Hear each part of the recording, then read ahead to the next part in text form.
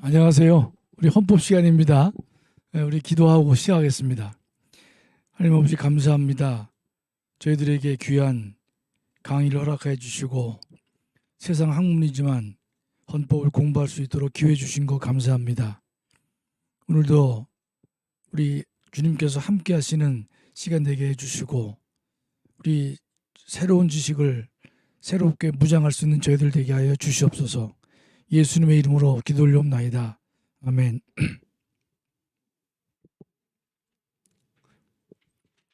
조교가 책을 안 가져왔네.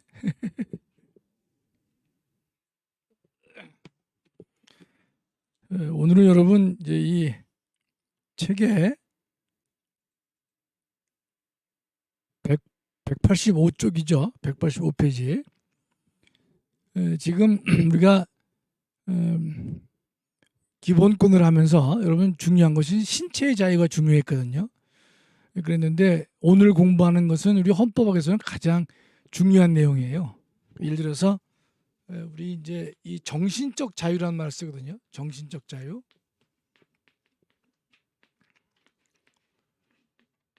사람에게 중요한 것이 이제 신체적 자유도 중요한데 신체적 자유보다 못지않게 중요한 것이 정신적 자유인데 헌법의 정신적 자유는 크게 네 가지로 나눌 수가 있어요. 하나는 양심의 자유가 여기 속합니다. 양심. 그 다음에 종교. 그 다음에 표현. 이 표현의 자유는 뭐가 있냐면요. 우리 헌법은 언론, 출판, 집회, 결사. 이것이 여기 해당되죠. 그 다음에 이제 네 번째가 학문, 예술의 자유다 이렇게 알고 있습니다. 어느 것 하나 소중하지 않은 것이 없어요. 그래서 양심의 자유, 종교의 자유, 표현의 자유. 이 표현의 자유에서는 이제 언론의 자유와 집회의 자유가 가장 중요하죠, 그렇죠? 그다음에 이제 학문과 예술이다. 이 네 가지는 보통 우리 헌법학에서는 정신적 자유라고 분류합니다. 그래서 크게 보면 신체의 자유를 보장하는 것이 있고, 두 번째는 사생활을 보장하는 게 있고, 국민의 재산권을 보장하는 것이 있고요. 그리고 나서는 이제 국민의 이 정신적 자유를 보장한다. 그럴 경우 여러 가지 카테고리 중에서 가장 중요한 영역을 차지하는 것이 이 정신적 자유에 해당합니다. 여기 이제 여러분 종교의 자유가 있잖아요. 그럼 우리 인류는요, 자신의 믿는 신앙을 유지하기 위해서 목숨 걸고 싸워왔습니다. 여러분 잘 아는 영국에서 이제 미국으로 청교도들이 이민 갔단 말이죠. 그럴 때도 신앙의 자유를 찾기 위해서 미국으로 간 것입니다. 또 오늘도 잠깐 보겠습니다만 유럽에서 이제 종교 개혁이 이루어졌죠. 마틴 루터에 의해서. 그럴 경우에 천주교와 개신교 사이에 갈등이 많았습니다. 그 당시에는요 서로 이 전쟁을 벌였어요. 그래서 뭐 베스트팔렌이라고 하는 그 조약에 의해서 이제 이 구교와 신교 사이에 전쟁이 종료가 되고 합의가 되는데 그 경우에도 다 종교 전쟁으로 이루어졌습니다. 우리가 여러분 더 올라가면요 로마 시대의 그 카타콤을 보면 정말 신앙을 지키기 위해서 지하 동굴에서 자신의 삶을 사는 또는 주님의 말씀을 지키기 위해서 이제 순교를 우리가 이 기꺼이 받아들이는 그런 것들이 많이 있는 것이죠. 그런데 우리 기독교 역사만 그렇고요. 또 기독교와 이슬람과의 싸움이 있었지 않습니까? 십자군 전쟁에 의해서 기독교와 이슬람이 이제 전쟁을 하게 되는 것이고, 따라서 전 세계적으로 보면요, 수많은 전쟁이 있지만은 전쟁의 원인을 따지면요, 전 뭐 이충근 박사님 같이 전쟁론의 전문가는 아니지만은 전쟁의 상당 부분의 그 원인은 이 종교에 의해서 싸우는 전쟁이 많습니다. 여러 가지 이유가 있었겠지만 그 내면에는요 종교 때문에 생기는 전쟁이 많아요. 그래서 이 종교의 자유가 매우 그만큼 중요한 것이죠. 그 다음에 이 언론의 자유, 이 표현의 자유라고 하지 않습니까? 표현의 자유도 일종의 정신적 자유가 되는 것이죠. 그래서 미국 헌법은 이 종교의 자유와 표현의 자유는요 법률로도 제한해서는 안 된다 이렇게 강하게 보호를 하고 있습니다. 따라서 근데 그 나라가 발전 정도가 낮을 때는요, 이 경제 수준이 낮을 때에는 먹고 사는 자유와 먹고 사는 이 권리가 상당히 눈에 들어오지만 일정 수준에 올라가게 되면 이 정신적 자유를 가장 중요하게 여기는 것입니다. 여러분들도 우리 일상생활 속에서 표현의 자유를 제한받을 때 우리가 또 투쟁을 많이 하는 것이죠. 그 다음에 이 종교의 자유는 뭐 말할 것도 없습니다. 그래서 우리가 오늘부터 공부할 이 정신적 자유 4가지 중에서 오늘은 양심과 종교를 다뤄보도록 하겠습니다. 그럼 여러분 이 정신적 자유 기억하시죠? 기억하시고 그 다음에 양심이 있고 종교가 있고 표현이 있고 학문 예술이 있다. 이 4가지 기본권은 대단히 중요한 것입니다. 그래서 사법시험에서도 양심의 자유, 종교의 자유, 표현의 자유는요 모든 시험에서 반드시 합치면요 한 3문제 이상은 반드시 출제가 될 정도로 매우 중요한 영역입니다. 여러분 이게 종교의 자유와 달리 양심의 자유는요 여러분이 선뜻 잘 이해가 안 될 수가 있어요. 이건 무슨 양심의 자유가 뭐냐 말이죠. 여러분 양심은요 이런 겁니다. 양심을 이해하시려면 첫째 이 양심은요 그러니까 이 옳고 그름의 문제입니다. 옳고 그름의 문제. 그러니까 이게 뒤에서 보겠지만 아름답냐 아름답지 않느냐 그런 문제가 아니에요.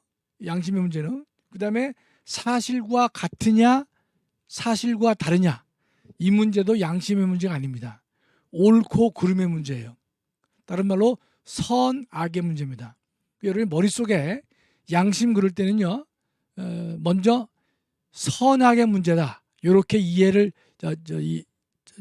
정리를 하고 그 다음 단계에 들어가겠습니다. 옳고 그름 즉 선악의 문제다 이 뜻이에요. 자, 책에 보면 185쪽에 이런 말이 있어요. 법질서는 민주적 다수의 정치적 의사와 도덕적 기준에 따라서 만들어진다. 이게 무슨 말인가 하면 여러분 이제 민주주의는 다수결 원칙을 따르잖아요. 그러면 이제 다수결 원칙에 따르니까 이 민주주의를 갖고 있는 나라의 법적 질서는요 어떻게 형성되는가 하면 다수의 의사에 의해서 만들어질 수밖에 없습니다. 여기서 말하는 다수의 의사는요 다수의 가치관, 다수의 신념 이런 것들에 의해서 그 법질서를 만들어집니다. 그런데 실제로 이제 어떤 존재가 있을 수 있냐면요 다수에 의해서 만들어진 이 법질서를 벗어나려고 하는 소수가 있습니다. 소수. 예. 그럼 이 소수의 생각을 우리가 어떻게 할 것이냐? 예를 들어서요. 어떤 분은 나는 세금을 절대적으로 악으로 생각한다. 옳지 않다고 생각해요. 그래서 세금을 거부할 수 있습니다. 그럼 세금 거부를 우리가 보호할 것이냐? 이런 문제가 생기는 것이죠. 또 극단적으로 보면 나는 지금 대한민국의 이 법이 나는 옳지 않다고 생각한다. 강자가 약자를 지배하는 수단이다. 그렇기 때문에 이 법을 난 준수할 수 없다. 뭐 이렇게 하는 경우 이걸 보호할 것이냐 말이죠. 이런 등등의 문제가 이제 소수의 그 이제 의견인데 다수의 생각이 있지만 다수의 생각이 언제나 옳다고 볼 수는 없거든요. 여러분 하나 이제 머릿속에 이거 생각해 두세요. 오늘도 여기 강의 시간 때 말씀드리겠지만 2가지를 염두에 두세요. 음주 측정을 하는데 나는 이 음주 측정에 응하는 것이 나 개인의 정체성을 훼손하는 것이기 때문에 음주 측정에 응할 수가 없다라는 생각을 가진 사람이 있을 수가 있습니다. 그런 생각을 보호할 것이냐? 이게 쉬운 문제예요. 근데 어려운 문제가 있어요. 어떤 사람은요, 우리나라는 이제 그 남성들이 군대를 가야 되는데 이런 사람이 있어요. 나는 군대에 가서 총검수를 훈련하는 것, 총을 쏘거나 총을 사용하거나 이런 것들을 절대 악으로 생각하는 사람이 있습니다. 따라서 나는 집총 훈련을 못하겠다. 이 집총 훈련을 거부하는 사람들을 법으로 보호할 것이냐 말 것이냐. 여러분 거기에 이제 초점을 두고 생각을 보시기 바랍니다. 지금 우리가 이 양심의 자유는요, 소수의 신앙적 양심을 보호하기 위한 것인데, 한번 정리를 해보겠어요. 양심은 제가 아까 뭐라 했냐면 선과 악의 문제예요.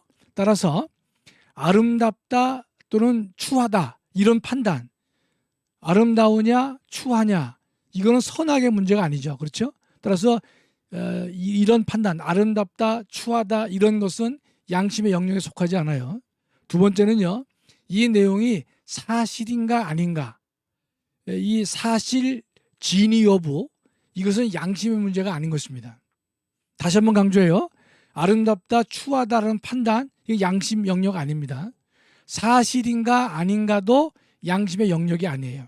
양심은 선인가 악인가의 문제가 되는 것이에요. 따라서 어떤 사람은 나는 집총 훈련을 하는 것, 군대에 가서 이제 이 여호와의 증인의 일부 사람들은요, 뭐 여호와의 증인만 그런 것이 아니라 일부 그런 분들이 계시는데, 나는 군대에 가서 총을 쏘는 것을 훈련하는 것, 난 절대적으로 옳지 않다고 생각하는 사람이 있을 수 있습니다. 여러분들이 이런 경우에 저 친구는 군대 안 가려고 그런다, 그렇게 여러분 생각하기 쉽지만 실제로요, 군대 안 가게 되면요, 병역법 위반으로 1년 6개월 교도소에 가서 살아야 됩니다. 자, 그러면 어떤 사람이 군대를 가게 되면 2년 가요. 그랬는데 교도소를 가게 되면 1년 6개월이 됩니다. 그러면 내가 6개월이 더 짧으니까 나는 군대 가기보다는 1년 6개월을 줄여가지고 시간을 아끼기 위해서 교도소에 가서 1년 6개월을 살겠다는 사람이 있을까요? 상식적으로 그런 사람은 없을 거예요. 그렇죠? 왜냐하면 교도소에 가게 되면 군대보다도 훨씬 더 억압된 생활을 하는 것이고, 이거 하나의 병역법 위반으로 전과가 이루어진 있단 말이죠. 따라서 정상적인 사람이라면 2년의 군대 생활을 선택하지 1년 6개월의 교도소 생활을 선택하지 않을 겁니다. 그런데 어떤 사람들은요, 나는 이 집총, 총검술 훈련을 절대적으로 해서는 안 된다, 이런 강한 신념을 가진 분이 계십니다. 그러니까 이런 사람들은 왜 그런가 하면 이런 거예요. 전쟁 훈련, 총을 사용하거나 총을 쏴보거나 또 훈련하는 것은요, 사람을 죽이는 것을 준비하는 행위이기 때문에 절대적으로 옳지 않다, 이런 이제 신념을 가진 사람들을 말합니다. 전쟁 자체를 반대하는 사람이거나 총을 드는 것을 반대하는 사람들이에요. 이런 사람들의 그 생각을 우리가 어떻게 처리할 것이냐, 이런 문제가 있습니다. 또 하나는 국기경례를 갖다가 거부하는 분이 있어요. 국기경례가 이게 일종의, 국기경례는 우상숭배다, 그래서 그걸 거절하는 그 학생들이 있었습니다. 우리나라도 그런 사건이 있었어요. 그럴 경우에 국기경례를 거부한 그 학생을 너 잘못된 거다, 그래서 처벌하는 것이 옳으냐, 아니면 이걸 어떻게 우리가 해결할 것이냐. 또 하나는 이 종교의 자유와 관련된 문제지만 여호와의 증인들은 수혈을 거부합니다. 그래서 부모가 자식에게 수혈을 거부한 사례가 있어요. 우리나라 대법원 판례도 그런 것이 있는데, 자, 그러면 이 사람들은 수혈 거부를 절대 악으로 생각해요. 그래서 수혈을 거부합니다. 자, 이런 사람들은 우리가 어떻게 처리할 것이냐, 이것이 오늘 공부하고자 하는 양심과 종교의 자유에서 나타나는 이제 문제가 되는 것입니다. 여러분 그런 생각을 좀 가지시고 이 문제를 접근하기 바라요. 자, 그럼 다시 돌아와서 186쪽에 양심의 자유에서 양심이 뭐겠느냐, 그럴 경우에 제가 아름답다 추하다는 판단은 양심이 아니다 말씀드렸고, 사실인가 거짓인가 이 진위 여부의 판단도 양심이 아니라고 말씀드렸어요. 양심은 옳고 그름의 문제입니다. 두 번째, 이 헌법이 보호하는 양심은요, 이 인격의 정체성이 위협될 정도의 결정적인 양심문을 의미합니다. 예를 들어서 지금 음주 측정을 해요. 그럴 경우에 내 음주 측정에 응하는 것은 내 인격의 근본을 훼손하는 것이다, 이렇게 믿는 사람이 혹여 있을 수가 있겠죠. 그러면 내가 이 음주 측정에 응하는 것은 내가 하기 싫은 일을 내가 강제받는 것이고, 따라서 이 음주 측정에 응하는 것은 내 인격 자체가 이 소멸되는 또는 침해되는 그러한 것이기 때문에 내가 음주 측정에 응할 수가 없다. 이건 실제로 사건에 있었습니다. 헌법재판소는 뭐라 그랬냐면 음주 측정을 당함에 있어서 음주 측정을 응하는 것이 자신의 인격의 정체성을 훼손한다고 해서 응하지 않은 것은 헌법이 보장하는 양심의 자유에 해당하지 않는다라고 해서 그걸 기각을 했던 것이죠. 맞는 것이죠. 헌법이 말하는 양심의 자유는요, 자신의 존재 자체가 의문시되는 그러한 위기 상황 속에서의 양심을 말하는 것이에요. 예를 든다면 내가 지금 집총거부를 통해서 나는 교도소에 갈지언정 군대는 갈 수 없다. 이런 결정은요, 정말로 자신의 인격의 정체성과 관련된 문제다. 이렇게 우리가 볼 수밖에 없습니다. 두 번째는요, 양심 형성의 자유가 있는데, 모든 사람들은 부당한 간섭을 받지 않고 자신이 어떤 것이 옳으냐 그르냐의 문제를 판단할 수 있는 자유가 있는 것입니다. 여러분, 예컨대 주변의 영향을 받지 않고 자신이 이런 이 마음의 생각이 옳은 것이냐 그른 것이냐 이거를 형성하도록 하기 위해서는요, 각종의 양심 결정에 대한 영향력 행사가 없어야 될 것이다. 이렇게 봐야 됩니다. 만일에 우리 주변에서 저렇게 생각하는 것, 저렇게 말하는 것은 옳지 않다. 따라서 많은 사람들이 그 사람한테 비웃는다든지 또는 국가가 강제한다든지 그런 일을 하게 되면 양심 형성은 우리가 전혀 의미가 없게 되는 것이에요. 그래서 올바른 양심 형성을 하기 위해서는 주변에서 그 양심 형성을 올바르게 하도록 하기 위해서 강제적인 조건을 만들어서는 안 될 것이다. 그러면 그러나 우리가 삶을 살다 보면요, 주변의 영향을 받지 않을 수가 없어요. 가장 영향받는 것이 뭐냐? 국가의 교육입니다. 국가는 각종 교육을 통해서 개인의 사고와 사고 형성에 영향을 많이 주거든요. 그러나 보통 학교 교육을 통해서 양심 형성에 영향을 주는 그런 것들은 양심 형성을 함에 있어서 침해다 또는 위협이다 이렇게 보지 않습니다. 그러나 국가가 가정코 이런 것이죠. 자신이 국가가 원하는 사항, 국가가 홍보하고 싶은 내용, 이것을 집중적으로 그 점만 계속 홍보를 하는 것은요, 양심 형성에 대해서 상당한 위협적인 행위가 될 수 있다. 이렇게 우리는 생각을 하는 것입니다. 결론적으로 우리는 주변의 영향을 받지 않고 살 수는 없어요. 따라서 영향을 받을 때 국가가 교육을 통해서 개인의 양심 형성에 영향을 준다 하더라도 그것을 우리는 양심 형성에 대한 위협이나 침해로 보지는 않습니다. 그러나 국가가 자신이 원하는 생각을 또 사상을 또 자신의 원하는 양심을 국민에게 집중 홍보함으로 인해 가지고 국민 개개인의 양심 형성을 위협한다면 그것은 잘못된 것이다. 이렇게 우리가 이해를 해야 될 것입니다. 세 번째는요, 여러분 누구나 다 옳고 그름을 마음에 형성할 수 있어요. 그런데 양심 형성은요, 마음속의 문제이기 때문에 제3자가 알 수 없습니다. 예를 들어서 너 예수를 믿으면 죽이겠다 이랬을 경우에 그 사람이 나 안 믿겠다 라고 겉으로 말을 할 수 있죠. 그럴 때 마음속으로 이 사람이 정말로 예수를 안 믿으려고 하는지 믿지 않으려고 하는지 알 수가 없단 말이죠. 따라서 그 사람의 마음속의 생각을 외부로 끌어내려고 노력합니다. 국가는 예를 들어서 예수를 안 믿겠다고 그랬어요. 그럴 경우에 진짜인지 가짜인지 가려내기 위해서는요, 사람을 딱 세워놓고 실제로 있던 일들이죠. 십자가를 갖다가 바닥에 놓습니다. 또는 예수님의 사진을 갖다가 바닥에 놓습니다. 그러면서 너 인마 이거 밟고 지나가. 이게 벌써 소위 말하는 십자가 밟기입니다.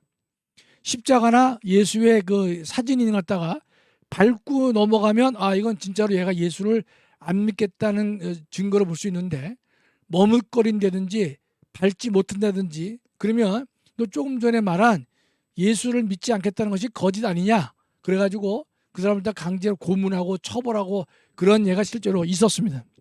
이것은 기독교인을 가려내기 위해서 전 세계적으로 있었던 이런 사건이 바로 십자가 밟기라고 하는 그런 것들이죠. 요거는 양심의 자유에 대한 침해를 보는 이유는 개인의 형성된 그 생각 양심은요 외부로 표출을 강요당할 필요가 없는데 강요하고 있단 말이죠.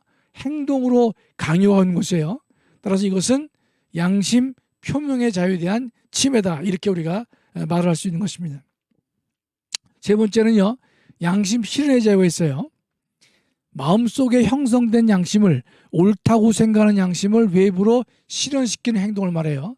예를 들어서 자기는 이 김정은이를 죽이는 것을 절대로 선으로 생각한다. 그 김정은 죽이는 것을 절대 선으로 생각할 수 있겠죠. 그걸 마음속에 생각한다면 전혀 문제가 없는데 그걸 외부로 실현할 경우 그건 뭐 일종의 살인죄가 성립할 수 있지 않습니까? 사람을 죽였기 때문에 그런 경우 김정은을 예컨대 죽이는 것을 절대 선으로 생각한다. 대한민국을 위해서는 그를 죽여야 된다고 생각하는 사람이 있겠죠.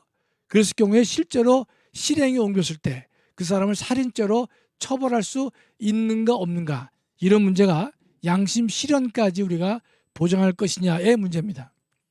우리는 일단은요 지금 마음속에 있는 생각을 외부로 실현할 때 그것이 법질서에 어긋나면 그와 같은 양심 실현은 보장하지 않습니다. 보장하지 않아요. 문제는 우리가 보통 사람 내가 옆집에 있는 아저씨를 죽이지 않으면 안 된다. 이런 그걸 죽이는 것을 절대 선으로 생각한다. 그랬을 경우에 그것을 실행에 옮겼을 때는 그 살인행위를 우리가 적부받아 보지 않습니다. 그러나 만일에 김정은이를 예컨대 죽이지 않으면 안 된다. 그래서 실제로 죽였다. 이럴 경우에 그걸 어떻게 처리할 것이냐. 정말 어려운 문제입니다. 아마 많은 국민 감정들은 그 잘했다. 처벌할 수 없다라고 하겠지만 그러나 우리 실정법에 어긋나는 거기 때문에 거기까지 보호할 것이냐의 문제가 실제로 등장하는 것이죠. 여러분 이제 이거와 관련돼서 몇 가지 제가 말씀을 드릴 텐데 사죄 광고 있습니다. 사죄 광고.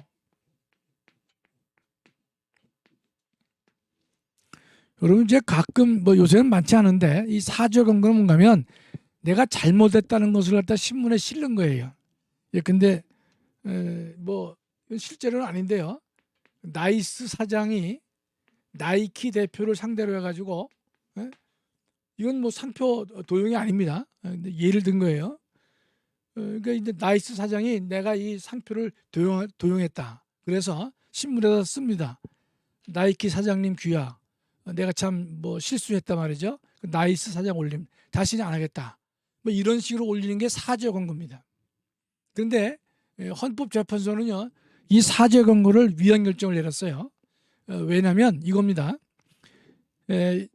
지금 현재 이루어지는 사죄 광고는요. 이런 것이죠.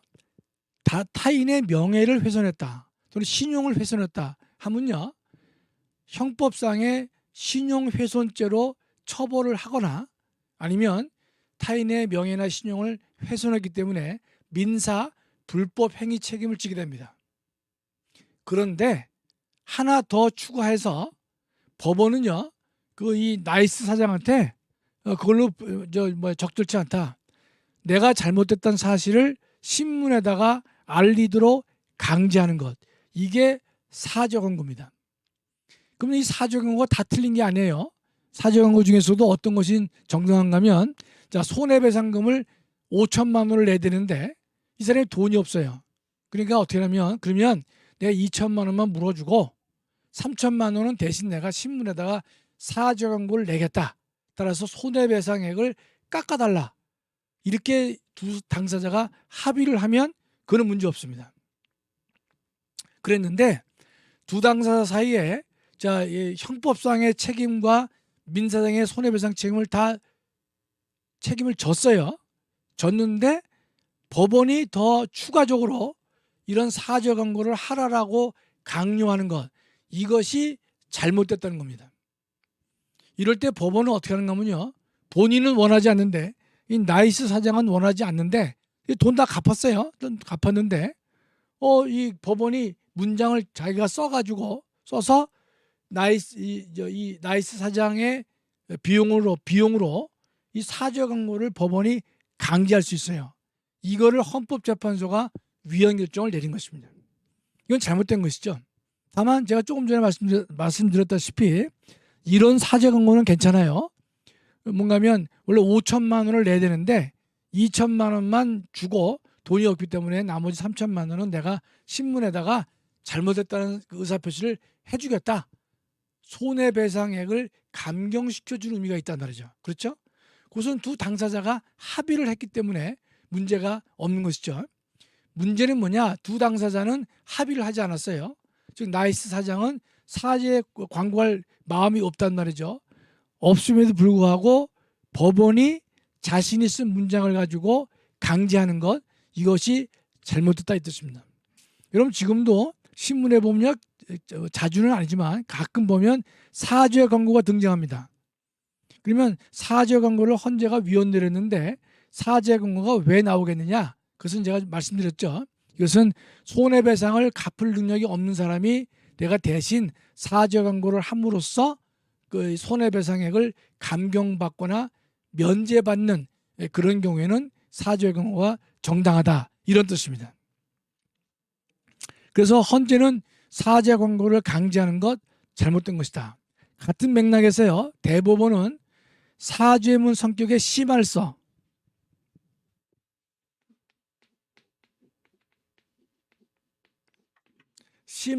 제출을 강요하는 거 이거 위법이다. 위법. 그 회사에서 상사가 심할서를 써서 내라 라고 강제하는 것 이것은 위법이다라고 헌법재판소가 대법원이 얘기를 했어요. 그러니까 사죄 광고를 강제하는 것도 헌재는 양심의 저해에 반하는 것이고, 그다음에 심할서 중에서 이 사과문 성격의 심할서 제출은 양심의 자유를 침해한다 이렇게 봤던 것이죠. 여러분이 이 취지를 잘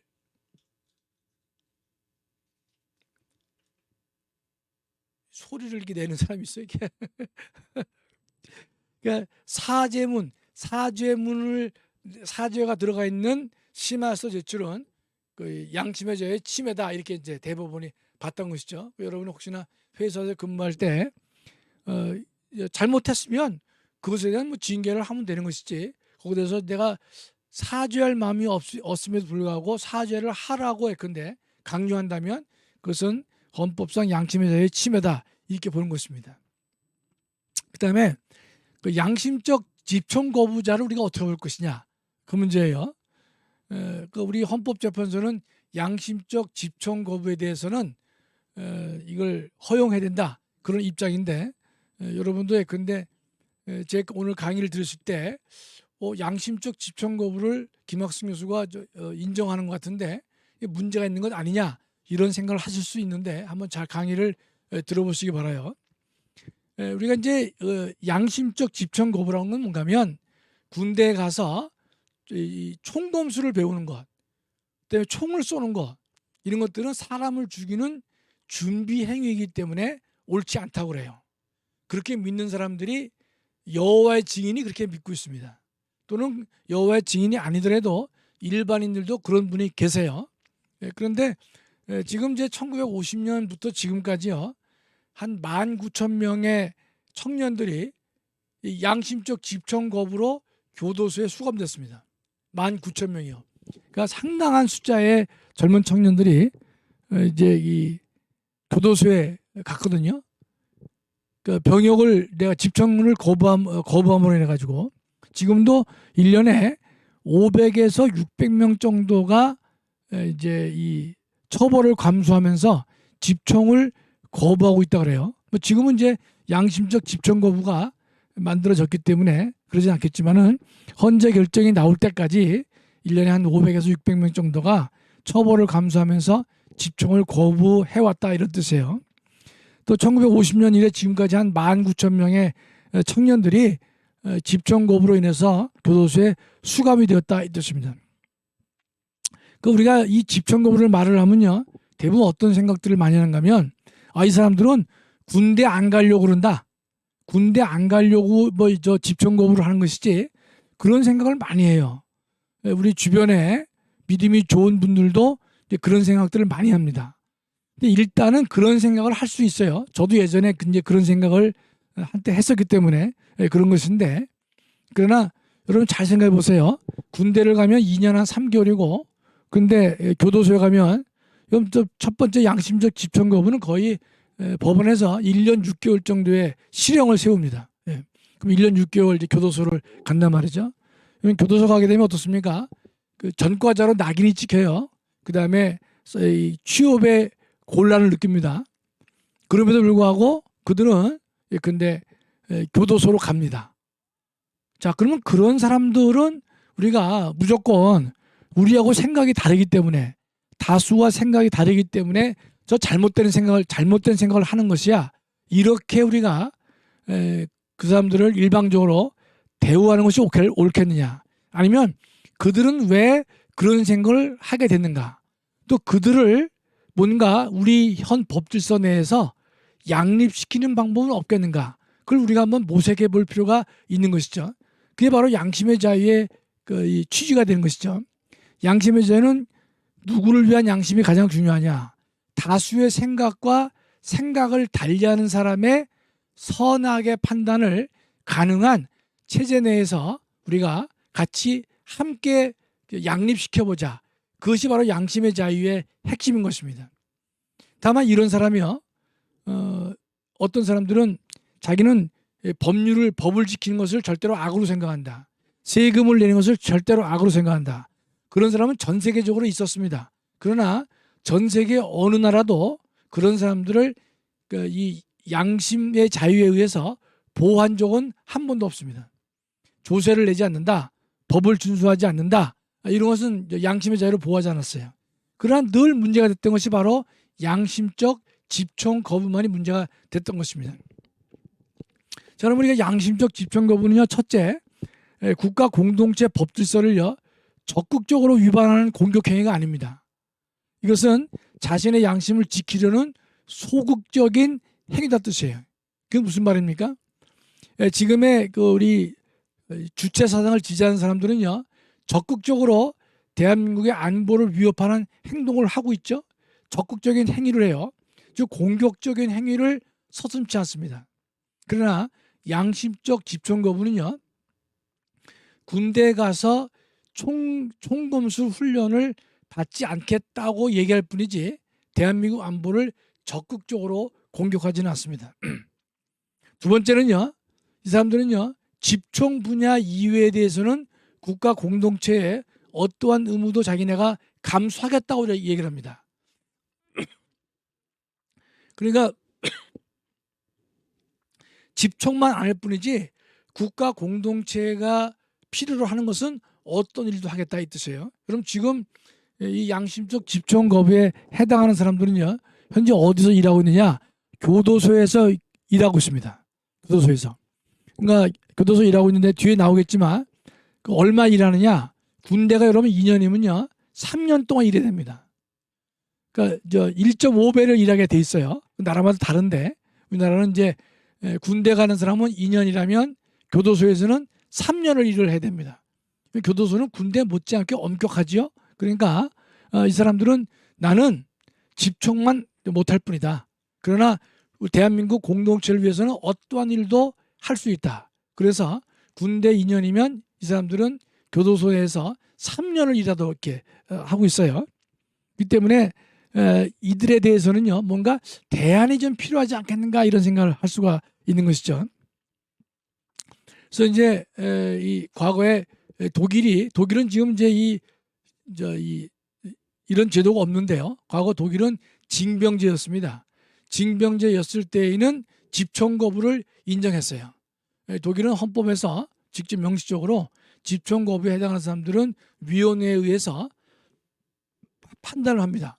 지금 이 집총 거부 대체 복무가 있다 보니까 요새 우리나라도 어떤 젊은 사람들이 있냐면 일부러 여호와의 증인에 등록을 해가지고 거기에 마침 교인인 양 행동한 사람이 있는데, 여러분 그 거기에 교인이라 해가지고 집정 거부의 혜택을 받지 않습니다.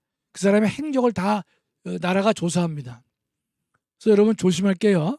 과거 이 사람이 그 게임을 하는데 상대방을 죽이고 살리고 하는 게임이 많지 않습니까? 그런 게임을 한 경험이 있으면요, 집정 거부에 해당하지 않습니다. 해당하지 않아요. 그건 그 탈락입니다. 그러니까 그 과거의 행적을 다 조사해가지고 이 사람이 일관되게 사람을 죽인 것을 절대 악으로 생각하는 삶을 살아왔다고 하는 것이 증명돼야 되는 것이에요.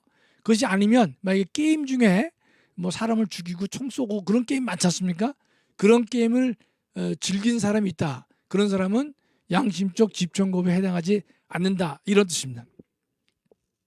그럼 여기서 우리가 다시 한번 강조해드리지만, 군대 안 가려고 교도소 가는 것이다. 교도소 가려고 한다. 이렇게 우리가 쉽게 말해서는 안 될 것이에요. 그렇죠? 여러분 군대 2년이 좋지 교도소 1년 6개월이 좋습니까? 그렇지 않아요. 그런데 그렇다면 우리도 좀 더 여유 있게 이 문제를 보자는 뜻이죠. 그래서 남은 과제는 집정 거부를 인정하지 않는 것이 아니라 인정은 하되 대체 복무를 우리가 어떻게 할 것이냐. 왜냐하면 어떤 사람은 군대를 가고 어떤 사람은 군대를 면제받으면 안 되겠죠. 그 형평에 맞지 않으니까. 그래서 지금 이제 이 대체 복무를 인정하는데요.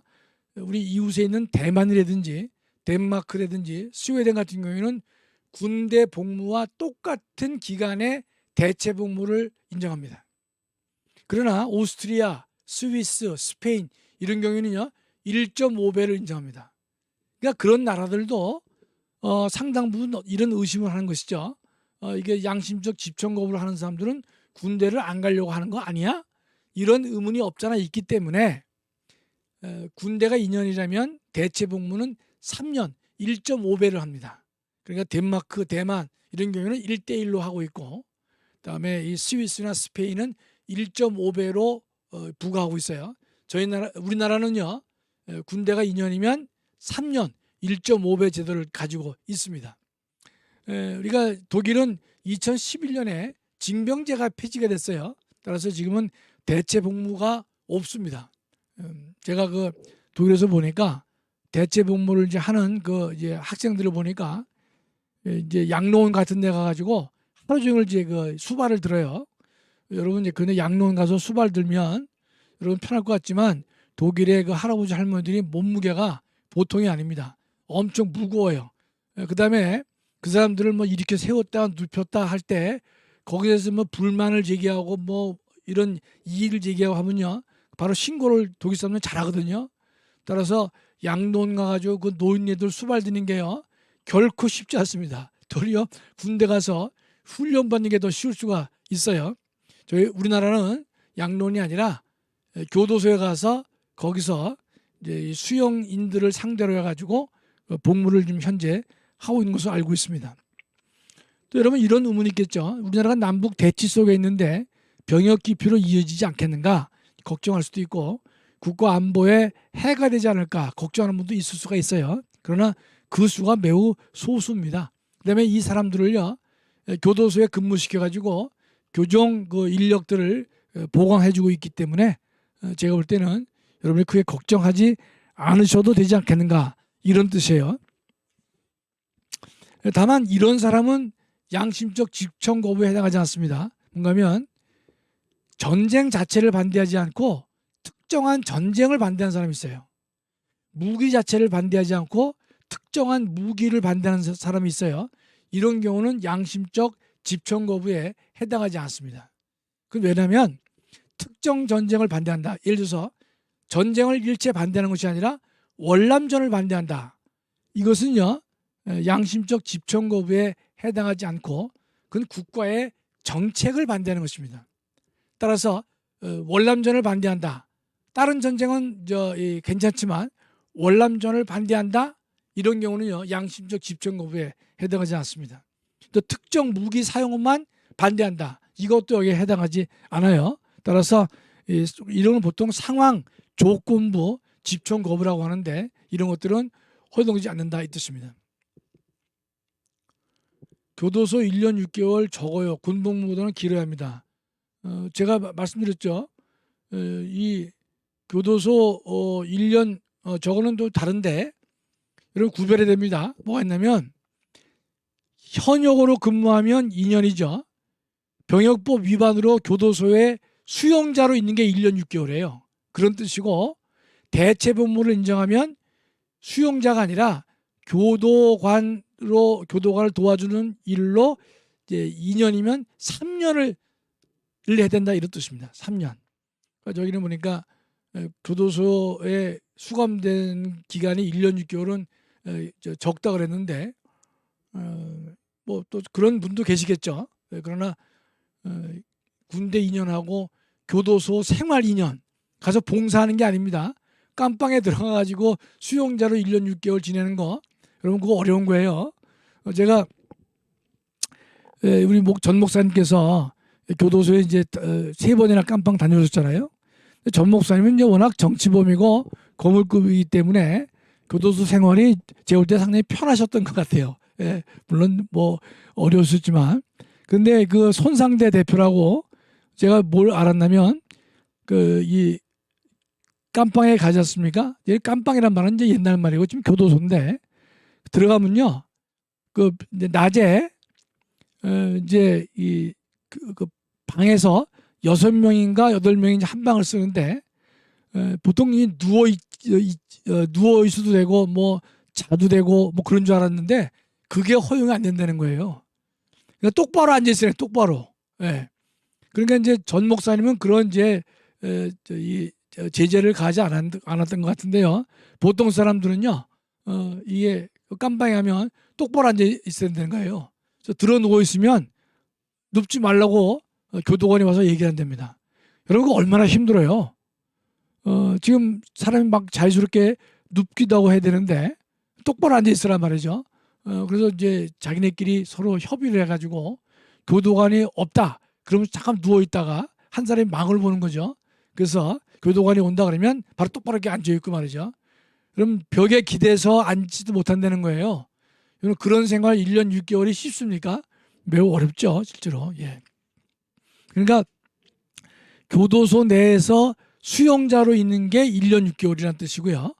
그다음에 대체복무는 군대가 2년이면 3년 동안 교도소 내에서 이제 이 교도관에 협력을 해가지고 그 일을 하는 게 3년이다 이런 뜻입니다. 예, 참고로 하시기 바래요. 네.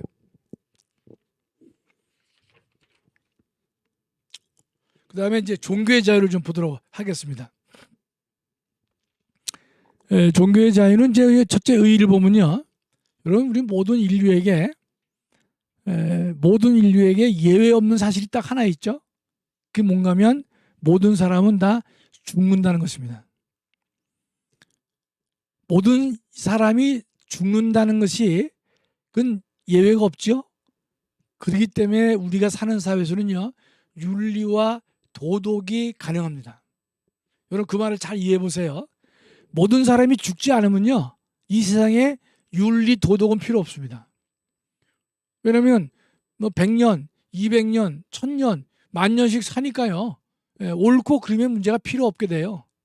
그러나 모든 인류는 다 죽는다는 사실에 예외가 없었단 말이죠. 그렇기 때문에 우리 인류에게는요 옳고 그름의 문제가 성립될 수 있다 이런 뜻입니다. 그러면 이제 인간은요 다 죽기 때문에 죽음 이후에 대한 사고를 할 수밖에 없습니다. 내가 죽게 되면 내 이 삶이 끝나는 건가? 나는 어디서부터 왔고 내가 어디로 갈 것이냐? 이런 생각을 다 하게 마련입니다.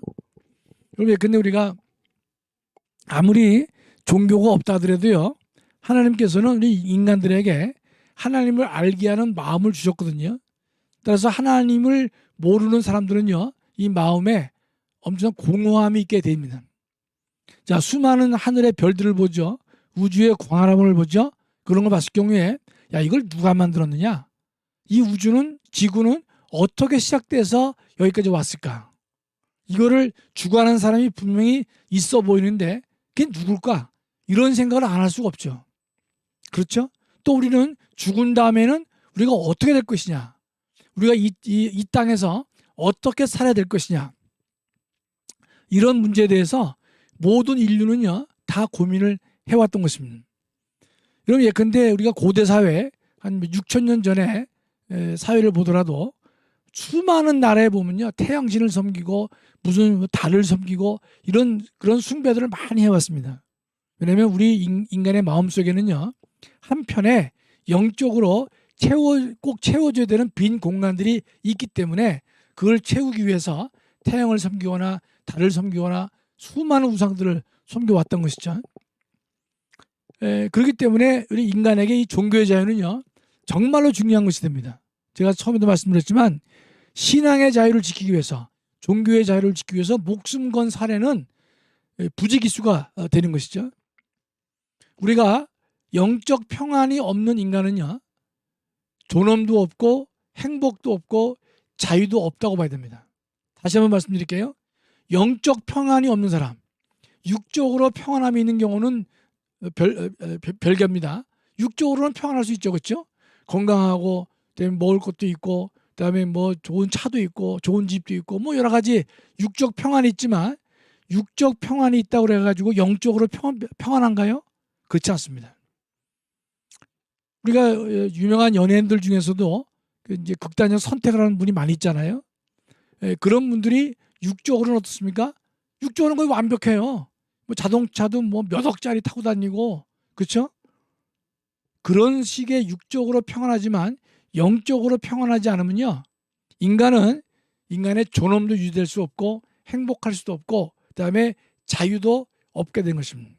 그래서 우리 인류는요, 신앙의 자유, 종교의 자유를 지키기 위해서 엄청나게 노력을 해왔던 것이죠. 로마 시대에 싸우다가 기독교가 국교로 인정됐죠. 그 전까지는 수많은 사람들이 피를 흘렸고 죽음을 당했습니다. 그러다가 캐톨릭 시대에 정교 일치 시대가 있었어요. 그럴 때에는 이 세상이 종교 밑에 깔려 있었던 것인데, 그러다가 이제 1517년에 마틴 루터의 종교개혁이 있던 것이고, 하도 쌈박질 해가지고요, 캐톨릭과 개신교가 하도 싸움을 해서 그 베스트 팔렌 조약이 맺어진 것인데, 그 조약을 보면 재밌어요. 그 도시의 시장이 캐톨릭을 믿으면 캐톨릭을 믿어도 좋다. 도시의 그 시장이 개신교를 믿으면 개신교를 믿어도 좋다. 이런 식의, 지금으로 보면 상당히 엉뚱한, 근데 좀 의미가 없는 그러한 이제 시대가 있었던 것이죠. 그만큼 신앙과 종교는요, 인류에게 과거부터 지금까지 또 앞으로도 매우 중요한 역할을 할 것이다, 이런 뜻입니다. 자, 그러면 이 신앙은요, 몇 가지 다른 것과 구별을 좀 해볼게요.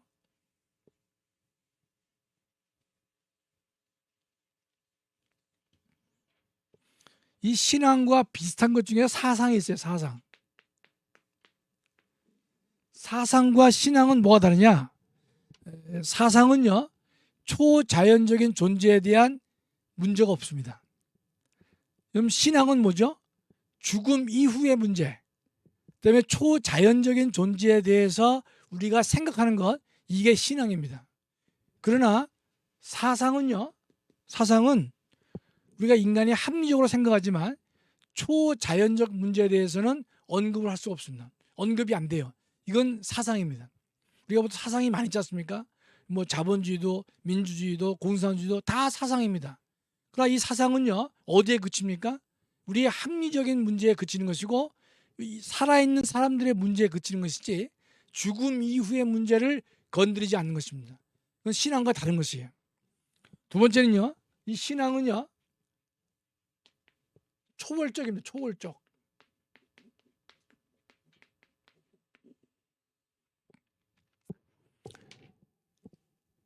따라서 이 신앙은 본질이 초월적인 문제를 다뤄요. 따라서 이런 것들요. 근데 인식 능력의 합리성 범위 내에서 뭔가를 따지려고 하는 그 이성이죠, 그렇죠? 우리가 오감에 의해서 인식할 수 있는 인식 능력 범위 내에서 하는 우리 인간의 사유, 이런 것은요 사상이나 지식은 될 수 있어도 신앙은 될 수가 없다는 것입니다.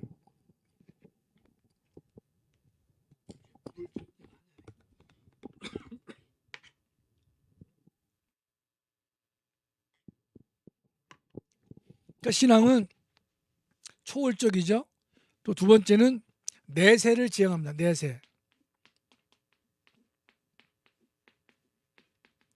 다음 세상을 지향하는 성격을 가지고 있습니다. 신앙은. 따라서 사상이나 이성은요 내세가 아니라 현세죠. 현세. 현재 세상에 대한 어떤 해답을 갖고 있어요. 근데 초월적이지 않고 늘 이성적이고 합리적인 생각 범위 내에서의 의식이다 이런 뜻입니다. 우리가 이제 제 친구 중에서 이런 사람들이 많이 있었는데 예수가 그 이제 이 마리아가 성령으로 잉태해서 예수를 낳았다. 그러니까 하는 말이 그게 예전 대학 시절 얘기입니다. 그게 말이 되느냐?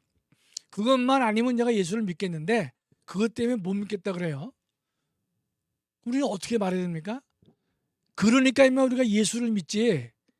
예수가 근데 마리아의 육신적인 아들이라면 예수를 왜 믿냐 말이지. 그런 서로 문답이 가능하겠죠. 예수는요, 예수님은 초월적인 존재가 되는 것이에요. 예수님이 근데 인간의 이성에 의해서 합리적으로 만들어진 것이다. 그렇다면 예수는 그냥 훌륭한 사상가에 불과한 것이에요. 우리가 예수님이 물 위로 걷는 게 성경에 나오지 않습니까?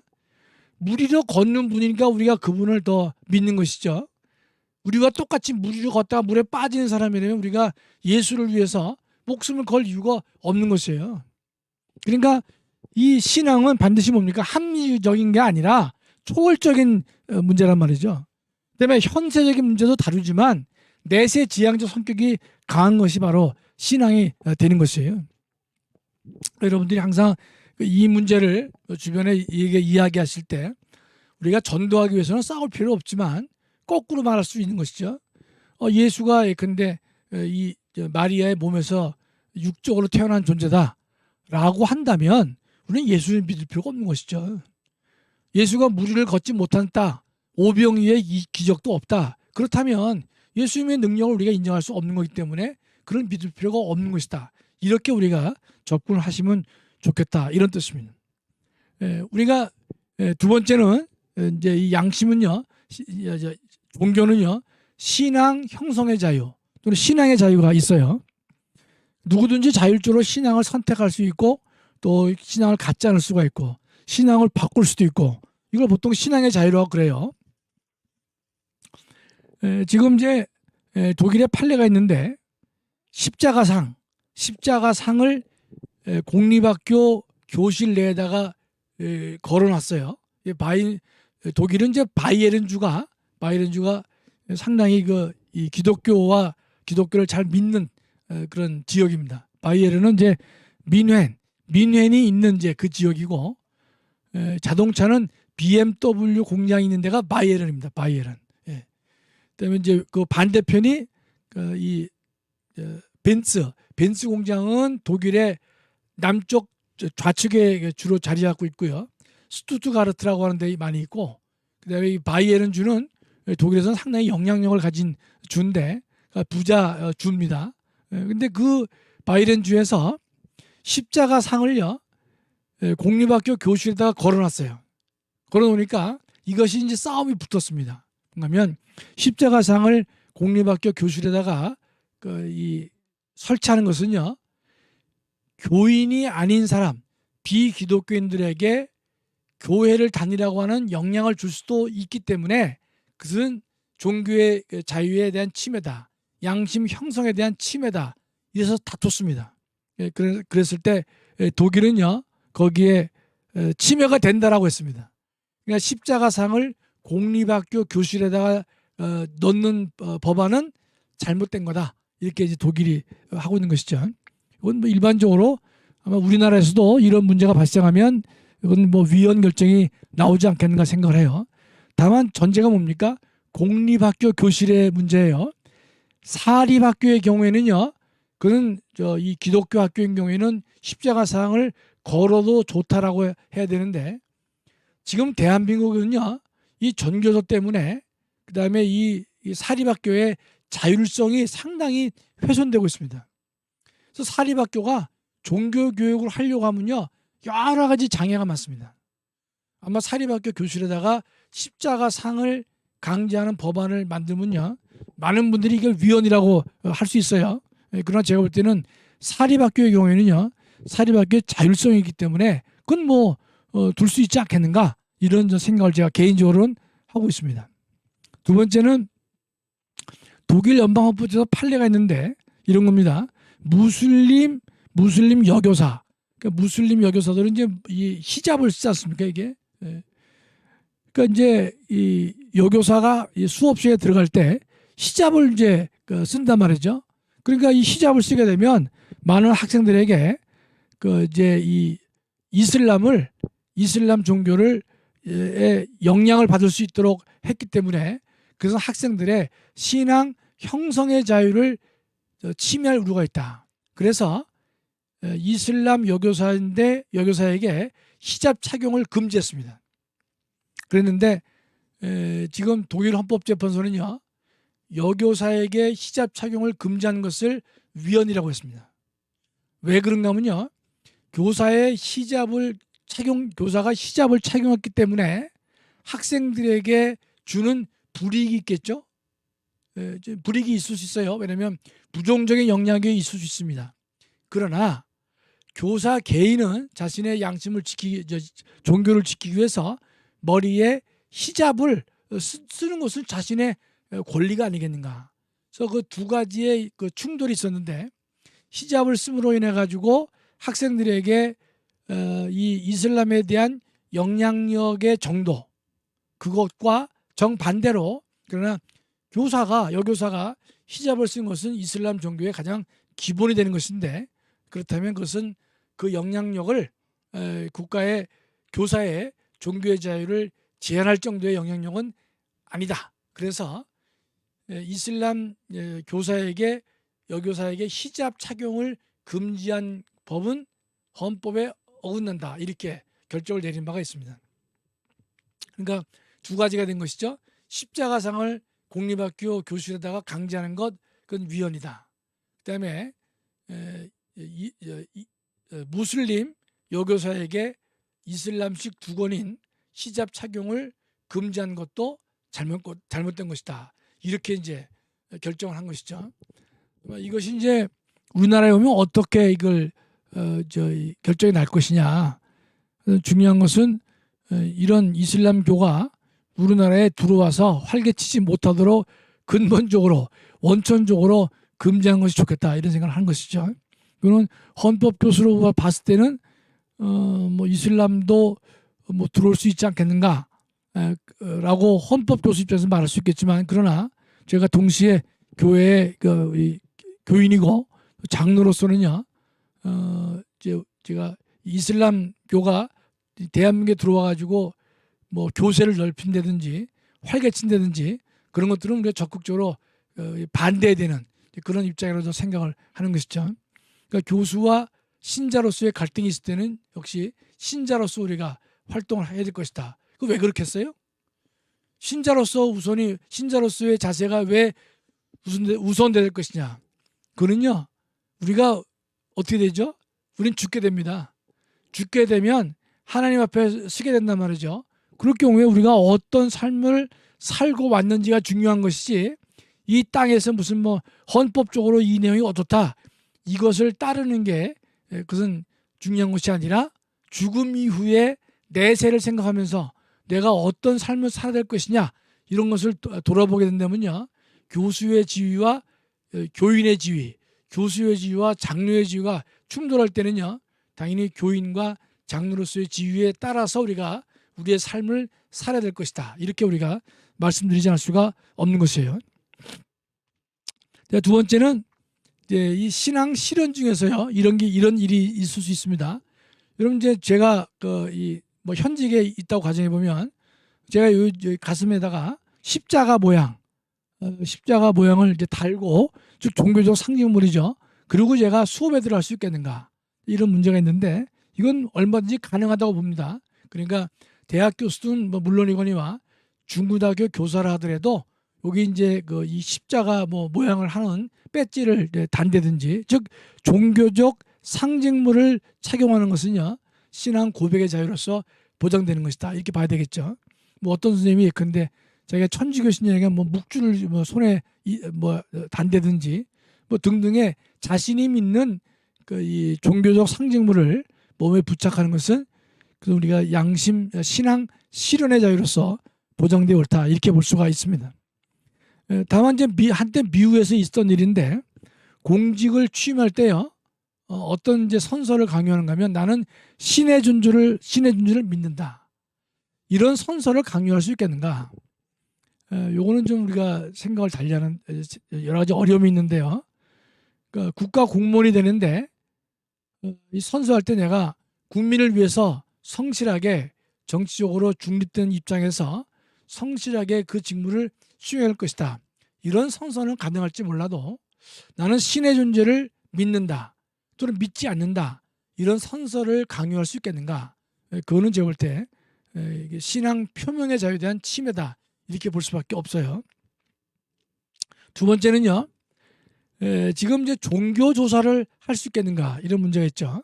그러면 우리가 이 당신의 그 종교가 뭐냐 이렇게 국가 물었을 경우에 우리는 그걸 갖다가 말하지 않을 자유가 분명히 있는 것인데 이런 이제 종교 조사가 있을 수가 있습니다. 뭐가 있냐면 우리가 이제 교도소 내에서 이 사람을 교화시키려고 하니까 이 사람이 기독교 신자인지 천주교 신자인지 아니면 불교 신자인지를 갖다가 체크를 하는 거예요.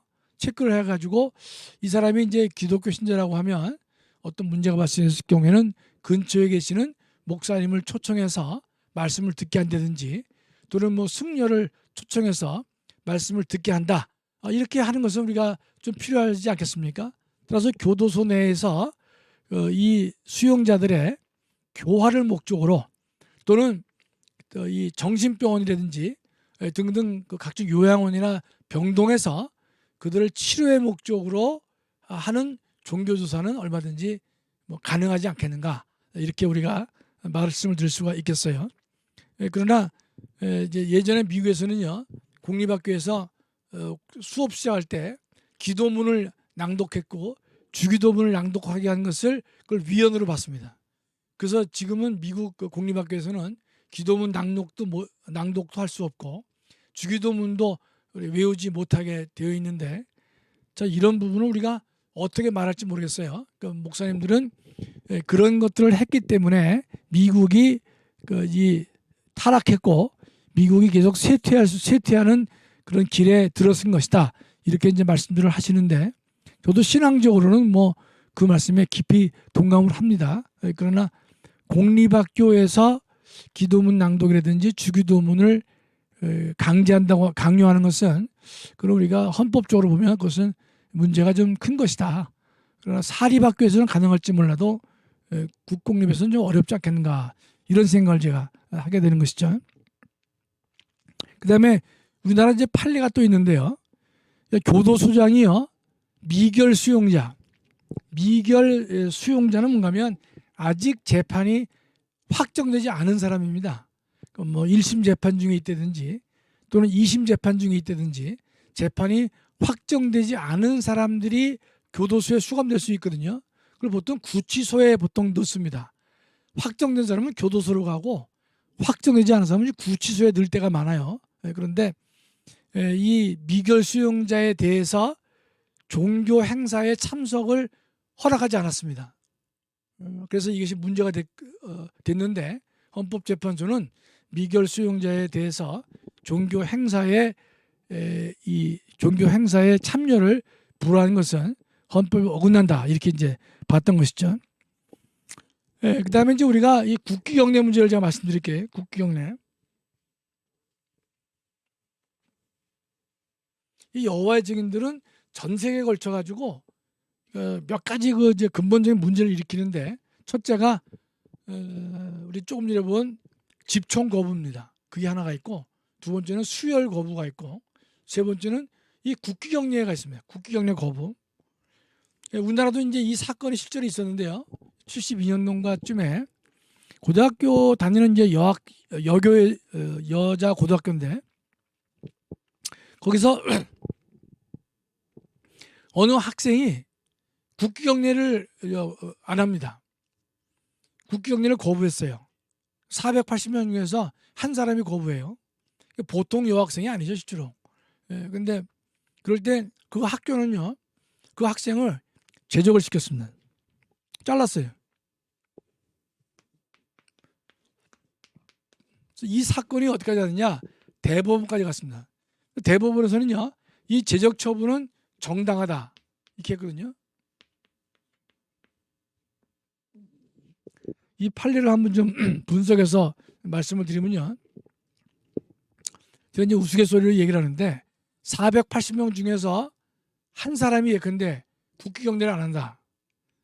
그러면요, 그 보통 그 학생이 아닙니다. 유관순의 대를 이을 만한 사람이에요.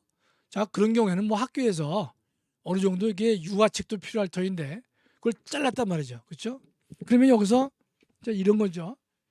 자, 국기경례를 거부한 행위, 이것이 이제 잘못됐다 하더라도 거기에 상응하는 비례에 맞는 책임을 부과해야 되겠죠. 국기경례 거부가 잘못됐다 하더라도 잘못됐으니까 무조건 너는 벌을 받아야 돼, 그런 게 아니라 잘못된 만큼만 벌을 받아야 옳겠죠. 그렇죠? 그래서 행위와 책임 사이에서는요, 비례 관계가 필요합니다. 그랬는데 경례를 거부했다고 제적을 시켰어요. 제적은 일반 형벌로 따지면 사형과 마찬가지입니다. 학교를 다니지 마라 이거지. 근데 국기경례를 거부했으면요, 여기에 걸맞는 이 책임은요 여러 가지가 있을 수 있어요. 근데 뭐 반성문을 써오라든지 또는 예컨대 유기정학 뭐 일주일이라든지 또는 무기정학이라든지 여러 가지 조치가 있을 수 있는데 여기서 가장 극단적인 제적을 시켰습니다. 제적. 이건 이 자체로 좀 잘못된 것이죠. 그렇죠? 행위와 책임 사이에 얼뜬 봐도 비례 관계가 성립되지 않았다는 뜻입니다. 이런 거나 마찬가지예요. 공무원이 근무 시간에 다방을 가지 말라 그랬어요. 근데 어떤 사람이 근무 시간에 다방을 한 30분 또는 1시간 다녀왔어요. 그러니까 너 파면이야, 해임이야, 그런 거와 똑같은 거죠. 그러니까 근무 시간에 다방 가지 말라 그랬단 말이죠. 사우나 가지 말라 그랬는데 한 번 위반을 했어요. 그럴 때는 경고를 한다든지 여러 가지 뭐 다른 제재가 많이 있는데 바로 해임 또는 파면을 시킨 것과 같은 겁니다. 그렇죠? 따라서 이 자체는 잘못된 것인데 그 당시 대법원은요, 이러한 학교의 조치가 정당하다라고 했습니다. 이건 우리가 법리적으로 이해하기가 어려운 판결이 되는 것이죠. 근데 우리가 관심을 끄는 것은 이 학생이 국기경례에서 거부를 왜 했겠냐 말이죠. 보통 우리가 국기경례 거부가 우상숭배냐 아니냐가 이제 우리의 교회 내에서도 문제된 바가 있었죠. 그러나 우리가 국기에 대해서 경례한다고 할 때 우리가 거수경례도 하지만 보통 가슴에다 손을 얹어서 경의를 표할 때가 많이 있거든요. 국기 경례는요. 이것은 국기 경례는 뭐냐? 국가의 통일성을 상징하는 국기에 대해서 하는 존경의 표현이다. 존경의 표현인 것이지 또 국가를 사랑하고 국민을 통합하는 의식이기 때문에 국기에 대한 경례를 우상 숭배라고 볼 수는 없지 않느냐. 그렇게 보는 것이 지배적인 입장입니다. 우상 숭배라고 하는 것은 그 대상에 대해서 절을 하면서 그걸 통해서 뭔가 내가 내 개인적인 희망사항을 얻어내려고 했을 때에는 그게 우상숭배가 될 수가 있겠죠.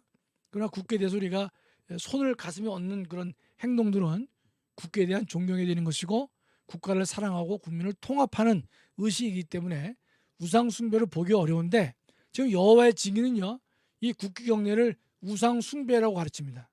그래서 그걸 거부하라고 가르쳐요. 통상은 그렇게 이제 가르침을 받지만 많은 학생들이 어서 가슴에 손을 얹고 국기 경례를 하는데 혼자 그걸 경례를 안 한다. 그건 상당히 어렵지 않습니까?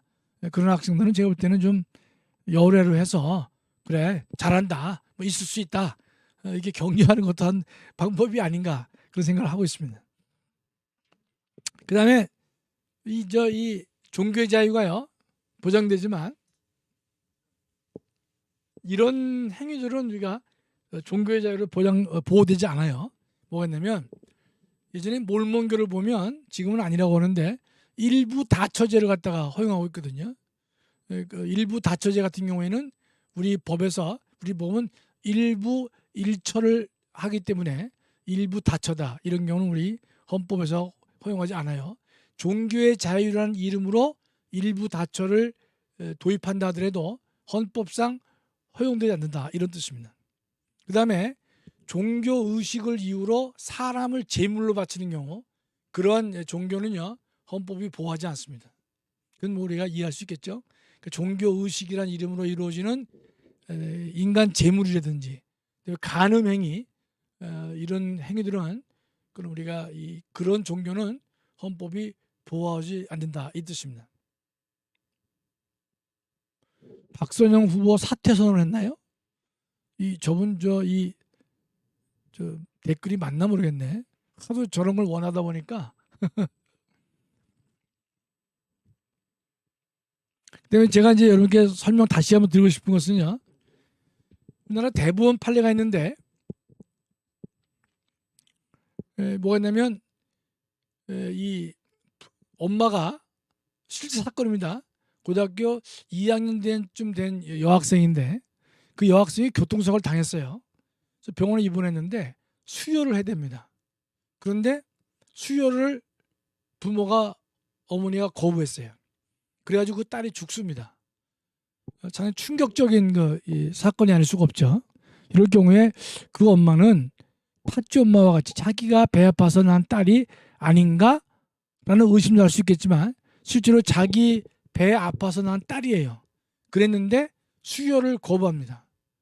거부함으로써 이 엄마는요 대법원에 의해서 유기치사죄로 처벌받았습니다. 유기치사죄로. 자, 이 사건을 우리가 어떻게 볼 것이냐. 우리가 이런 일 할 때요.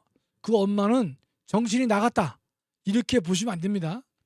여러분 그렇게 보시면 너무나 단순하게 이 문제를 이해하는 것이에요. 그러니까 조금 전에 얘기했다시피 군대를 나는 교도소에 갈지언정 군대를 안 가겠다. 집총을 거부하겠다. 그런 사람들을 예컨대 저건 다 군대를 안 가려고 하는 핑계야 라고 단정해서 안 되듯이 자기 배 아파 난 딸인데 수혈을 거부했어요. 그럼 저 여자가 미친 여자 아닌가? 라고 여러분 생각하시면 안 됩니다. 그 엄마도 이런 고민을 많이 했을 것이다 이런 뜻입니다. 자, 지금 그 엄마가 이 어머니가 어떤 고민을 했겠느냐. 지금 대한민국 법에 의하면요 수혈을 거부하잖아요. 거부하면 어떻습니까? 처벌입니다. 처벌. 수혈 거부 처벌돼요. 유기치사죄로 처벌됩니다. 자, 그럼 수혈을 만약에 인정한다, 허용한다. 그럼 법은 처벌하지 않습니다. 이 사람을. 그런데 이 여성분은요 뭘 생각했느냐. 이 수혈을 거부하게 되면 법에서는 처벌받지만 자기가 죽음 이후에 본인이 믿는 신은요 수혈을 거부하면요 처벌을 받지만 자기가 죽은 다음에는 자기가 믿는 신에서는요 상급이 크다, 이게 상급이 있을 것이다 이렇게 보는 것이죠. 반면에 수혈을 인정해요. 자기 딸의 수혈을 허용하면 우리가 살고 있는 세상에서의 법에 따른다면 처벌을 당하지 않겠지만, 그러나 이 사람은 죽은 다음에 자신이 믿는 신에 의해서는요 상급이 아니라 벌이 주어질 것이다, 이런 생각을 이 사람이 했다라고 볼 수 있습니다. 그렇겠죠? 그러니까 이 여자분이 우리가 보통 아주 제정신 아니야 이렇게 하실 게 아니라 이 사람이 정상적인 사람이라면 어떠한 이 결정을 했을 것이냐. 이런 결정을 했을 거란 말이죠. 그러면 이 사람은 이런 거예요. 자기 딸을 상대로 야 우리가 살아봐야 100년 안짝이야. 100년 안짝이기 때문에 지금 삶은 별거 아니야. 우리는 영원한 삶을 살아야 돼. 영원한 삶을 살 때 영원한 삶 속에서의 상급을 갖다가 우리가 바라봐야 되지 않겠느냐. 이런 식의 고민 속에서의 의사결정을 했기 때문에 죽어가는 딸에 대해서 수요를 거부하면서 자신은 유기치사죄로 처벌을 감수했다. 이렇게 우리가 볼 수밖에 없는 것이. 그러니까 여기 댓글에 재밌는 게 있나요? 이단은 딸을 죽게 만드네요. 그랬는데 제가 이 수혈 거부 때문에 제가 그 대학에서 이 옛날 얘기인데요. 교수가 처음 되면 이제 그 법학 개론 강의를 많이 합니다. 다른 과 학생들 많이 강의를 듣는데 제가 이 종교의 자유를 강의하는데 어느 여학생이 손을 들더라고요. 교수님 그 수혈 거부에 대해서 자기가 좀 설명을 좀 하면 안 되겠냐. 그래서 내가 다음 시간에 설명을 해보라 내가 기회를 줬어요. 정리를 해오라 그랬어요. 저도 궁금했어요. 뭐 때문에 여호와의 증인들은 수혈을 거부하는지 제가 궁금했단 말이죠. 근데 그 다음 주에 와서 얘기를 하는데 들어보니까 이 구약성에 보면 이 고기를 피채 먹지 마라. 피채 먹지 말라는 그 구절이 있지 않습니까? 그거에 근거해 가지고 사람에게 수혈을 금지하고 있는 것이에요. 그래서 제가 그랬죠. 아니 이 성경에 나와 있는 이 말씀을 해석할 때 먼저 문자적으로 해석을 해야 되는데 고기를 피채 먹지 말라는 그 문장인데 거기서 어떻게 사람과 사람 사이에 수혈을 금지한다고 하는 결론을 도출해낼 수 있겠는가? 이렇게 그냥 물어봤어요. 그러니까 그 학생이 답은 못해요. 답은 못하는데 물론 이제 그 학생이 제가 교수이고 본인이 학생이기 때문에 좀 뭐 어려워서 그랬을 수도 있겠고 저는 또 그 학생에게 막 면박을 준 건 아닙니다. 면박을 주진 않고 내 생각에는 말이지 지금 피채 먹지 말라는 그 규정으로부터 말씀으로부터 사람에게 수혈을 금지한다? 수혈은 그 피를 먹는 것도 아니고 그런 건데 그런 그 해석이 나올 수 있겠는가? 그러면서 제가 그랬죠.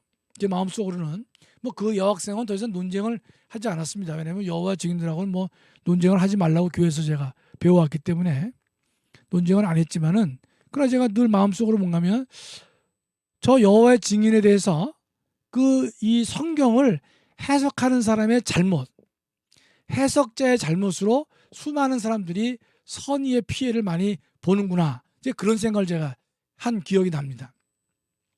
피채 먹지 말라는 구절로부터 어떻게 수혈을 금지하는 그런 그 결론을 도출해낼 수 있는지 제가 지금도 좀 이해가 가지 않는다 이 뜻이에요.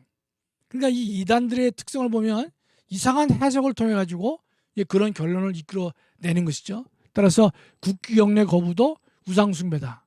수혈도 근데 이거는 피채 먹지 말라는 성경 구절에 어긋나기 때문에 안 된다. 이렇게 이제 하고 있는데 제가 볼 때는 정말로 어떤 특정한 인간의 잘못된 해석으로 인해 가지고 수많은 사람이 피해를 보는 그런 상황이다. 이런 이제 생각을 하게 됐어요.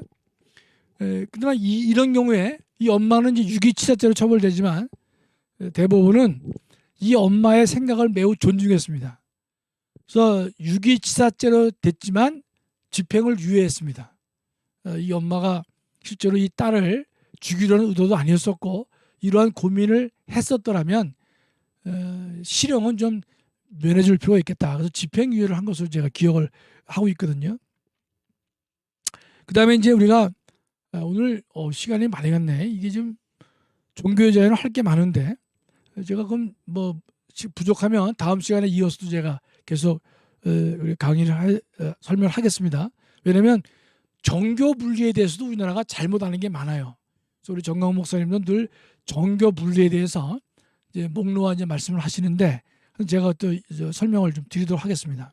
그럼 먼저 할게 유기치사죄로 처벌한 걸 말씀드리겠고 또 하나는요 사법시험 1차 시험을 이제 일요일 날 시험 봤거든요.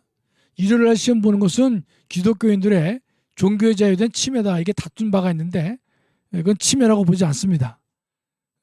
저도 예전에 사법시험을 본 적이 있는데 그럴 때 제가 어떻게 했느냐면 일요일 날 보기 때문에 일부 새벽 기도를 나와가지고 제가 말씀을 듣고 기도하고 그 다음에 이제 시험을 보러 간 기억이 있습니다. 그 다음에 토요일 날 시험을 또 보니까 그 안식일 교도들이 그 토요일 날 보는 것도 잘못이다 그래요. 그럼 시험을 언제 봅니까? 시험을 주중에 볼 수는 없어요. 왜냐하면 학교를 빌려야 되기 때문에 학교 학생들 수업이 있기 때문에 못 빌린단 말이죠. 그러니까 학교를 빌리려면 토요일하고 주일밖에 없습니다. 따라서 그때 빌리는 건데 뭐 이런 식으로 다투는 거 헌법재판소가 그것은 종교의 자유 침해가 아니다 이렇게 이제 얘기를 했죠.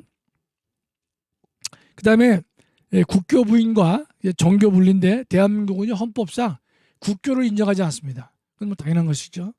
제가 그 말레이시아를 가서 보니까 인도네시아도 마찬가지고 거기는 주민등록증에 보니까요 종교가 3개인가 4개가 있어요.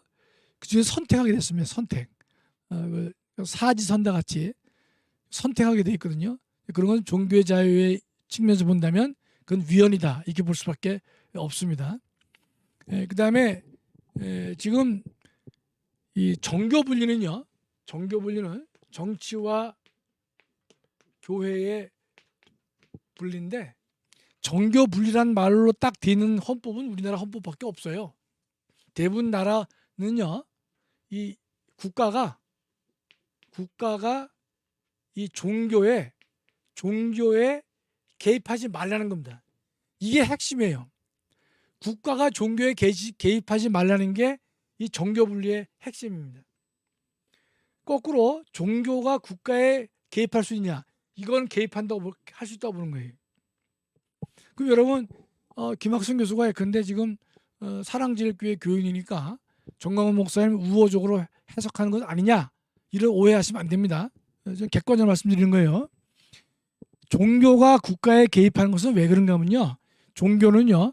종교적 정당을 통해 가지고 국가 정치에 관여하는 것은 다 허락됩니다. 여러분 지금 독일의 메르켈, 그다음에 콜 총리, 아데나워 이런 사람들은요. 독일의 기독교 민주당 최대우라고 그래가지고 기독교 민주당의 핵심 총리였습니다. 그러니까 독일의 이 정당은 최대우는 이 기독교 민주당이라는 뜻이거든요. 그러니까 이 기독교 민주당을 통해 가지고 이 정당 활동을 하고 있어요. 거기서 나온 이제 총리가 아데나워, 콜, 메르켈이 다 거기에 속해 있습니다. 그다음에 이제 독일은 바이에른에만 활동하는 이제 이 정당이 있습니다. 독일은 우리와 달리 전국적인 정당만 허용되지 않고 지역 정당도 허용됩니다. 그래서 여러분이 독일 정치 가만 보시면요, 최대우 그게 뭔가 하면 독일의 그 전국 정당이에요. 플러스 최SU가 있습니다. 참 제가 최라고 하는 말을 쓰는 게 영어는 C인데 C 독일은 C를 이제 최라 그래요. 그러니까 C 영어로 보면 CSU예요. 최SU인데 요거는 바이에른에서만 활동하는 기독교 정당입니다. 바이에른만 활동하는 정당이에요. 따라서 여러분 독일을 가만 보시면요.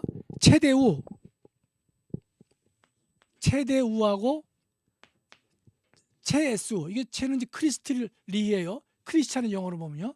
그러니까 최대우와 최SU가 연합해 가지고 공동 정부를 구성한다. 그런 말이 신문에 자주 나옵니다. 이번 정부는 아니에요. 그러나 이게 그동안에 메르켈이 했었을 때도 최대우하고 최SU가 둘이 공동 정부를 구성했다. 그때 여러분 항상 최대우는 독일의 전국 정당이고 최SU, CSU는요. CSU는 그 바이에른 주에만 활동하는 정당이다. 바이에른 주에만 활동하는 이 기독교 정당이다라고 생각하시면 돼요. 그리고 이제 독일 언론을 잘 보시면요 이해가 빠를 거예요, 그렇죠? 최대우와 최예수가 공동으로 독일 정부를 구성했고, 그다음에 이 사람들과 대립되는 정부는 SPD. 영어로 보면 SPD죠, 그렇죠? 이걸 독일어로 읽으면 SPD. 그 여러분이 신문지에서 들을 때는 SPD라고 듣질 않고 SPD라고 다 씁니다. 이 독일어 발음이기 때문에. 그러니까 독일에서의 이 좌파, 이쪽 좌파들은 좀 온건한 좌파예요. 이 좌파가 SPD고 우파가 최대우와 최애수가 연합된 게 독일의 우파가 된 것입니다. 이 경우에 독일 우파들은 대부분 다 기독교 민주당으로 되어 있고, 여기 기독교 민주 유니온이죠. 예. 그다음에 이제 이 정교 분리에서는요 이런 겁니다. 국가가 종교에 관여하지 말라 그랬지 않습니까? 따라서 국가가 종교적 상징물을 이 화폐에 넣는 것. 여러분 우리나라 보면 다보탑이 지금 동전에 들어가 있어요. 요게 특정 종교 불교에 대한 우대냐 이런 문제가 한때 있었지만, 그러나 다보탑은 뭐 이 불교의 상징물을 갖다가 도안했다기보다도 우리나라의 오래된 것 중에서 가장 아름다운 탑 중에 하나이기 때문에 종교적 상징물이라고 우리가 보지 않는다. 그래서 위헌으로 보통 보지 않습니다. 예. 그러나 또 엄격한 분들은 왜 다보탑을 갖다 넣냐 말이죠. 그러나 만약에 이제 앞으로 뭐 10만 원짜리에다 석굴암을 넣는다 그러면요, 그럼 반대가 많이 있을 겁니다. 그다음에 국가나 자치단체 건물에다가 예수님의 뭐 최후의 만찬 그림을 갖다가 벽에다가 그린다든지 이렇게 되면 이건 분명히 정교 분리 어긋난다 이런 말이 나올 수밖에 없어요. 근데 우리나라는 이제 재밌는 것이 석가탄신일도 공휴일이고, 그다음에 크리스마스도 공휴일 아닙니까? 원래는 석가탄신이 공휴일이 아니었어요. 이제 이 성탄절만 공휴일이었는데 어떤 독실한 이제 불자가 소송을 냈습니다. 왜 이 석가탄신을 안 도냐 말이죠. 그 소송은 각하됐지만 그 다음에 정부가 석가탄신일도 하루 이제 공휴일로 만들어서 석가탄신 초파일과 성탄절 갖다가 공휴일로 하고 있는데, 이걸 보통 우리는 뭐 특정 종교 우대다 이렇게는 이제 보통 잘 말하고 있지 않죠. 예. 오늘 여기까지만 하고요. 다음 주에 이어서 제가 대면 예배 전면 금지가 종교 자유에 대한 침해다, 이 칼럼을 제가 소개해드리겠고, 또 하나는 성탄절과 예수다, 이래서 제가 쓴 글이 있는데 다음 주에 제가 설명을 좀 자세히 드리도록 하겠습니다. 여기서 마치겠습니다. 감사합니다.